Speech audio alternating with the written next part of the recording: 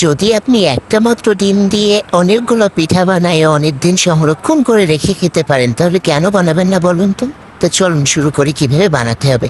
প্রথমে আমি একটা ডিম ভেঙে নিয়েছি, তারপর এর ভিতরে চিনি দিয়ে দিয়েছি। চিনিটা পরিমাণ মতো দিবেন, আপনারা যতটুকু মিষ্টি খান আর কি। আমি একটা ডিমে 5 থেকে 6 চামচ চিনি দিয়েছি, একটু লবণ দিয়ে দিয়েছি। তারপরে এটা ভালো মতো আমি নেড়ে চেড়ে নিব যাতে চিনিটা গলে যায়। তারপরে এর ভিতরে আমি ময়দা দিয়ে দিব। ময়দাটার কোনো পরিমাণ নেই, এটা আপনি যত সময় না আপনার একটু পারফেক্ট ডো হবে তত সময় আপনি ময়দা দিতেই থাকবেন, এর ভিতরে কোনো পানি দিবেন না। তারপর এটা ভালো মতো মেখে নিয়ে আমি একটা ডো তৈরি করে নিয়েছি। দেখুন ডোটা কিন্তু আমরা রুটি বানালে যেমন ডো বানাই তেমনই ডো বানিয়ে নিয়েছি। আচ্ছা, এর ভিতরে একটা কথা বলি, আপনারা কেন আমার ভিডিও দেখে লাইক দেন না একটু বলেন না? একটা লাইক দিতে কি আপনাদের খুব বেশি সমস্যা হয়ে যায়? প্লিজ একটা করে লাইক দেন, একটা করে কমেন্ট করে যেন আমার ভিডিওটা কেমন লাগে।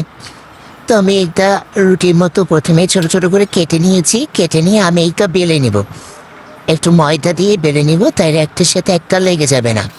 তারপরে এটা আমি ভালো মতো বেলে আমার ইচ্ছা মতো আমি কেটে নিয়েছি। আপনাদের যদি কোনো ডিজাইনভাবে কাটতে চায় তাহলে আপনারা ডিজাইনভাবেই কেটে নেবেন।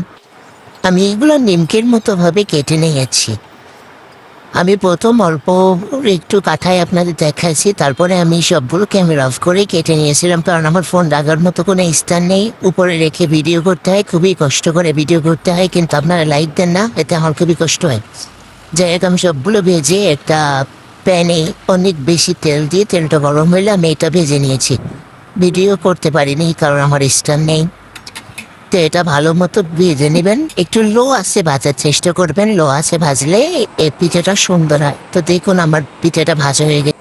ভিডিওটা ভালো লাগলে সাবস্ক্রাইব করবেন এবং একটা লাইক আর একটা কমেন্ট করে যাবেন প্লিজ।